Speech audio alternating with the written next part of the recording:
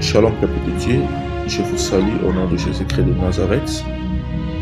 Nous sommes bel et bien le dimanche, nous rendons grâce à Dieu pour son amour dans nos vies, pour sa protection ainsi que sa bonté. Bien-aimé, je n'ai pas parti à l'église à cause d'une raison quelconque, mais cette parole est venue te suivre jusqu'à la maison pour que tu puisses être visité par la gloire de Dieu. C'est votre humble serviteur, le missionnaire Jonathan Kiyani. Bien-aimé dans le Seigneur, là où vous êtes, j'aimerais que nous puissions prier pour rendre encore grâce à Dieu pour son amour dans nos vies. Père, nous te rendons grâce. Merci pour cette opportunité que tu nous as donnée. Merci pour cette grâce que tu nous as fait d'être encore compté parmi les vivants, d'être encore à bonne santé. Malgré nous n'avons pas encore tout ce que nous demandons, mais du moins, nous avons des choses qui sont très importantes et très précieuses. C'est ainsi nous te rendons grâce, car c'est toi qui es le maître des temps et de toutes circonstances. Merci pour tout ce que tu es en train de faire dans nos vies. Et même si nous ne sommes pas encore arrivés là où nous pensons être, mais nous ne sommes plus là où on était. C'est pour ça que nous te disons un grand merci. Et nous te faisons confiance en sachant que tu vas faire encore de mieux pour que nous arrivons là où tu as prévu selon ton plan. Père Dieu de gloire, que ce programme change la vie des gens. Je laisse ces moments entre tes saintes mains. Que ta parole donne la vie à tout et chacun qui va écouter cette parole. Au nom de Jésus-Christ de Nazareth, dispose le cœur de tes enfants afin que cette parole soit réellement une bénédiction pour eux. Au nom de Jésus-Christ, qui est notre Seigneur et Sauveur, que nous avons ainsi prié. Disons tous comme une seule personne. Merci Seigneur Jésus-Christ. Amen. Si ça ne dérange pas, on peut acclamer le Seigneur Jésus-Christ de Nazareth. Bien-aimé dans le Seigneur, le thème de ce matin est intitulé « Qu'est-ce qui te fait souffrir ?» Qu'est-ce qui te fait souffrir? Vous savez, dans la vie, ça arrive dans des moments où tu es en train de regretter, où tu es en train de poser des questions, où tu es en train même de désirer la mort. Ça arrive dans la vie de passer des moments de difficultés. Ça arrive dans la vie d'affranchir des moments de souffrance. Et par définition, souffrance veut dire tout simplement douleur physique ou morale. C'est aussi un état de celui ou de celle qui souffrait. Parce que la souffrance vient du verbe souffrir. Par définition, souffrir, c'est l'action. Souffrir, c'est action de souffrir. Quelqu'un qui sent de douleur, quelqu'un qui a des difficultés, quelqu'un qui a un très mauvais état, quelqu'un qui est contaminé, quelqu'un qui endure des choses, quelqu'un qui est endommagé par des problèmes, on peut dire que cette personne-là est en train de souffrir. Dieu m'avait mis au cœur de parler de ce thème. Qu'est-ce qui te fait souffrir? Sans plus tarder, on va lire la parole de Dieu sur le livre de Marc chapitre 5, verset 25 jusqu'à 29e verset. Marc chapitre 5, verset 25 jusqu'à 29, je lis au nom de Jésus-Christ. Or, il y avait une femme atteinte d'une perte de sang depuis 12 ans. Elle avait beaucoup souffert entre les mains de plusieurs médecins. Elle avait dépensé tout ce qu'elle possédait et elle n'avait éprouvé aucun soulagement, mais était allée plutôt en empirant. Ayant entendu parler de Jésus, elle vint dans la foule par derrière et toucha son vêtement. Car elle disait, si je puis seulement toucher ce vêtement, je serai guérie. Au même instant, la perte de sang s'arrêta et elle sentit dans son corps qu'elle était guérie de son mal. Bien-aimé, c'est la parole du Seigneur. Ici, on nous présente une femme. Quand on dit une femme, c'est que la personne féminine dont on nous parle, elle avait déjà un âge plutôt de la maturité. Elle était déjà une grande personne. On nous présente une femme, mais qui a un problème. Nous savons tous que toutes les femmes, après un moment de la vie, ils vont commencer avoir l'air menstrué pendant 4 ou 5 jours le mois. Et c'est une habitude qui va continuer jusqu'à ce que la femme va entrer dans son état ou étape de ménopause. C'est de cette manière-là Dieu a configuré le corps de la femme. Et pour cette femme, cela était devenu anormal. Parce que nous savons tous qu'il y a un délai précis pour ça. Et c'est toujours compliqué quand une femme a ce truc-là parce que ça leur dérange. Mais pour cette femme, ça fait 12 ans qu'elle était en train de saigner, bien-aimée dans le Seigneur. La femme saigne pendant 12 ans et sans s'arrêter. Je me suis posé beaucoup de questions. Comment le sang sortait pendant 12 ans? Mais elle n'était pas morte de l'hémorragie. Comment le sang coulait depuis 12 ans? Mais cette femme n'était pas morte. Parce que pour que la personne vive, il a besoin de l'eau et du sang. La vie se trouve dans le sang. Mais cette femme perdait le sang pendant 12 ans. Elle était dans un état de souffrance, bien-aimée dans le Seigneur. Elle souffrait. Je crois que les gens qui étaient à cette époque-là, quand on la regardait, on la voyait pâle. Parce qu'elle perdait beaucoup du sang. La Bible nous dit que cette femme a beaucoup souffert entre les mains de plusieurs médecins. Donc cette femme a côtoyé plusieurs médecins. Cette femme connaissait beaucoup des hôpitaux. Elle a vu beaucoup de gynécologues, des gens qui étaient spécialisés pour le corps féminin. Cette femme a beaucoup souffert entre les mains des médecins. Donc chaque médecin faisait sa consultation. Chaque médecin donnait ses médicaments. Chaque médecin disait tout ce qu'il pouvait dire. Mais le cas de cette femme était toujours compliqué. Elle n'avait pas de solution pour son problème. Son problème endurait toujours. Et la Bible nous dit encore, elle dépensait tout ce qu'elle possédait. Donc cette maladie, cette souffrance a rendu cette femme nulle dans les néants, pauvre. Parce qu'elle dépensait. Elle était obligée de vendre tout ce qu'elle avait. Elle avait obligé de dépenser tout ce qu'elle possédait. Elle avait obligé de demander parfois de mendier pour trouver la solution à son problème. Mais malgré toutes ces dépenses, son problème ne changeait pas. Bien-aimé dans le Seigneur, ça fait si mal au cœur. Quand le corps dérange, on cherche les voies et moyens pour trouver la solution. Mais rien ne change. Cette femme, malgré tout ce qu'elle avait fait comme effort physique pour trouver la solution à son problème, à son état de santé, la Bible nous dit qu'elle n'avait trouvé aucun soulagement. Mais les choses s'empiraient toujours. Les choses devenaient toujours compliquées. Les choses devenaient toujours difficiles pour elle. Mais un jour, cette femme ayant entendu parler d'une personne. Un jour, cette femme, elle a entendu parler de quelqu'un. Et cette personne-là marchait toujours avec la foule. Cette personne-là, il était toujours un homme de foule. C'était Jésus-Christ. Cette femme, quand elle a entendu parler de Jésus, elle a dit que cette personne est capable, bien-aimé dans le Seigneur. Qu'est-ce que cette femme a fait? Elle vint par derrière. Si elle vient par devant, il y a beaucoup de gens qui veulent voir Jésus. Il y a beaucoup de gens qui veulent regarder Jésus. Il y a beaucoup de gens qui sont compétents que lui. Parce que même dans la loi, on interdisait aux femmes qui ont la perte de sang de s'assembler avec les hommes.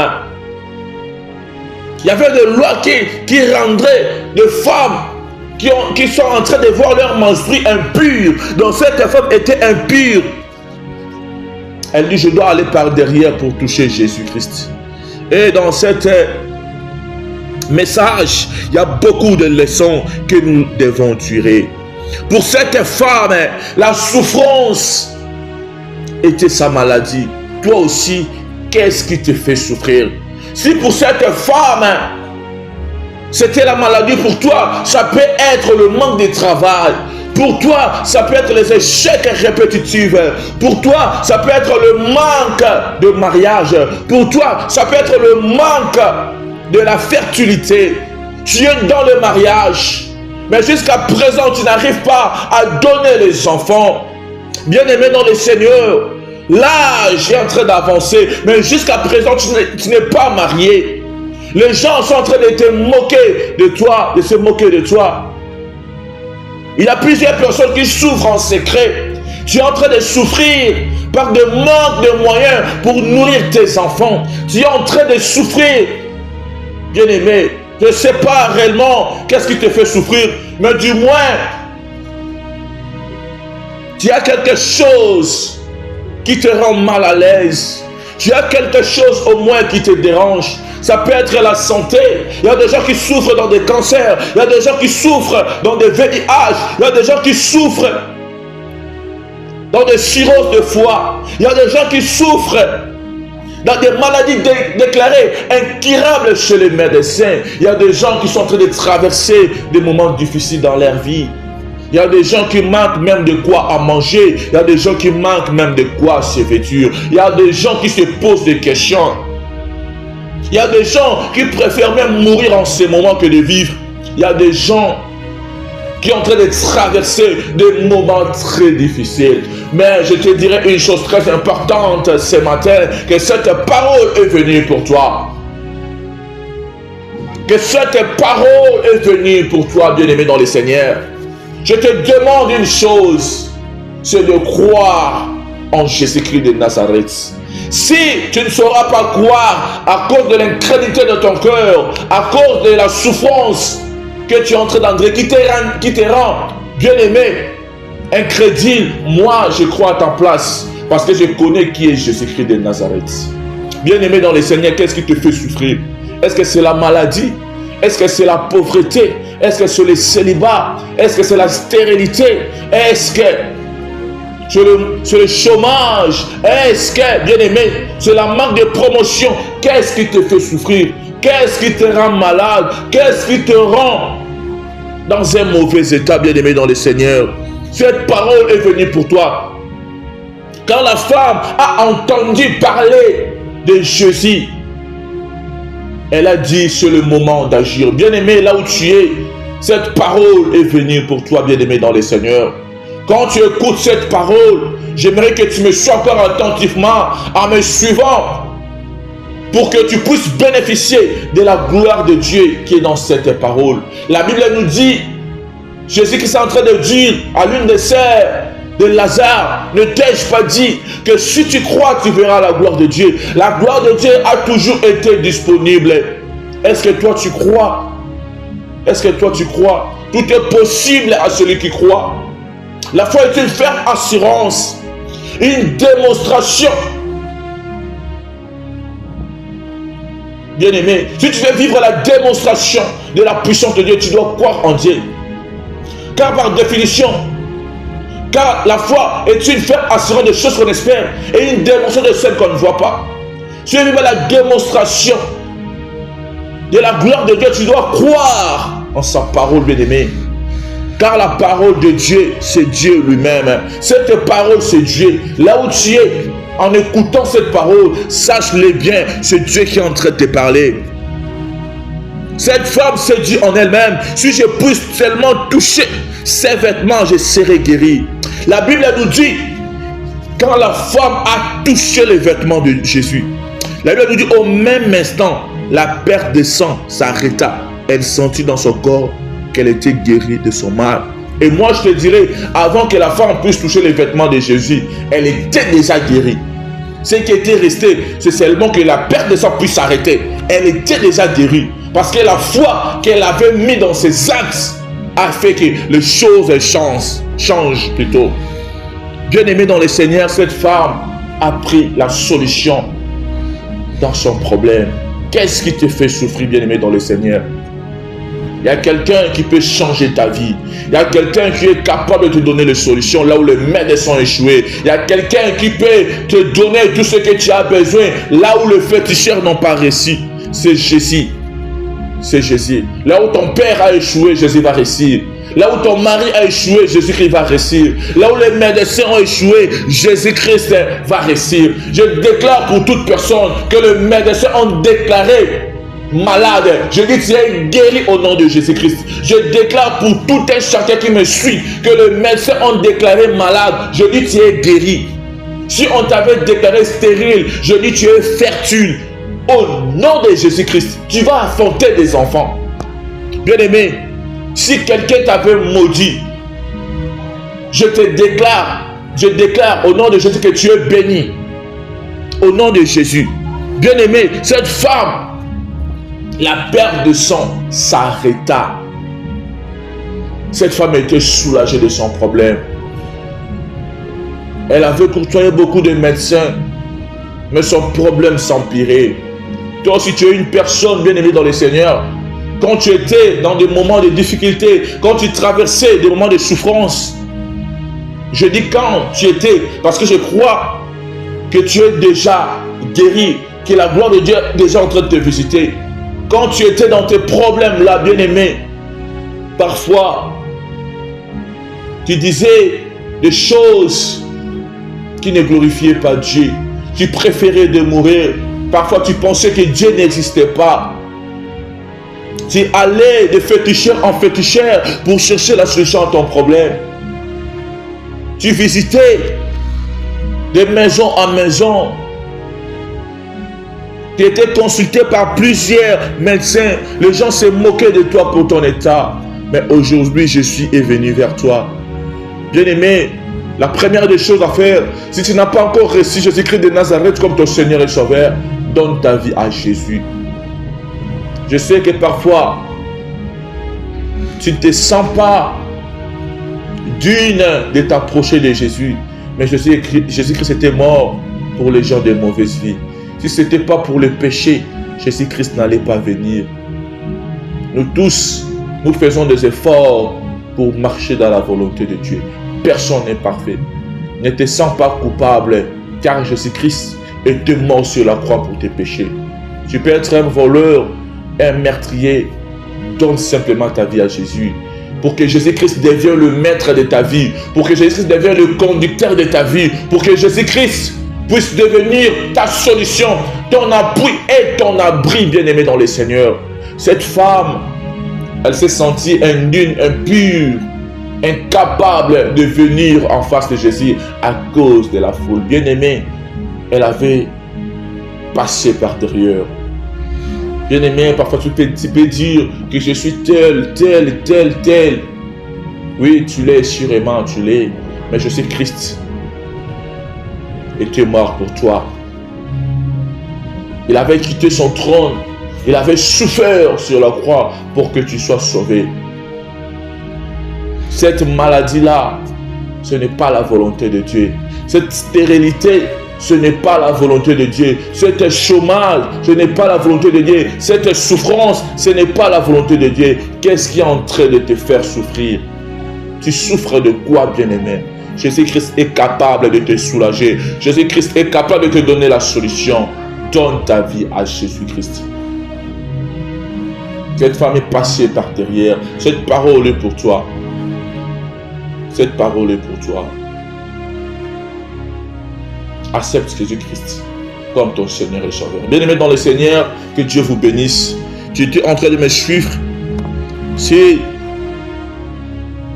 dans ta vie, dans ta famille, tu as des problèmes qui te font souffrir. Tu vas seulement mettre ta main droite sur ton cœur et je vais prier pour toi. Tendre Père, merci pour ta parole. Merci pour cette parole de foi, pour cette parole vivante, Seigneur. Au commencement, c'était la parole était avec Dieu et la parole était Dieu. Je prie au nom de Jésus-Christ, là où mon frère, ma soeur, mon papa, ma maman est en train de me suivre, Père Dieu de gloire, qu'elle soit visitée par la gloire de Dieu, qu'il soit visité par la gloire de Dieu. Au nom puissant de Jésus-Christ, je prie que le Saint-Esprit traverse les ondes, entre dans sa vie, entre dans son ADN, entre dans ses organes, entre dans ses cellules, que cette maladie qui en dirait depuis longtemps puisse quitter son corps, que le VIH quitte son corps, que alléluia le cancer quitte son corps, que le cirrhose de foie quitte son corps. Je dis toute maladie que le médecin avait déclaré incurable, que le médecin avait déclaré qu'elle ne peut pas être guérie. Je déclare au nom de Jésus-Christ qu'elle quitte le corps de mon frère, qu'elle quitte le corps de ma soeur, qu'elle quitte le corps de tout et chacun qui est en train de me suivre. Au nom puissant de Jésus-Christ. Père Dieu de gloire, soulage tes enfants. Tes enfants souffrent par le manque de travail. Tes enfants sont en train de souffrir par le manque de moyens, Père Dieu de gloire. La Bible nous dit, l'or et l'argent t'appartiennent, Père Dieu de gloire. Bénis tes enfants, matériellement et financièrement, au nom puissant de Jésus-Christ. Père Dieu de gloire, qui est en train de souffrir par le manque de mariage, qui est en train de souffrir dans sa maison, dans son foyer, à cause de l'infertilité. Père Dieu de gloire, visite ton peuple.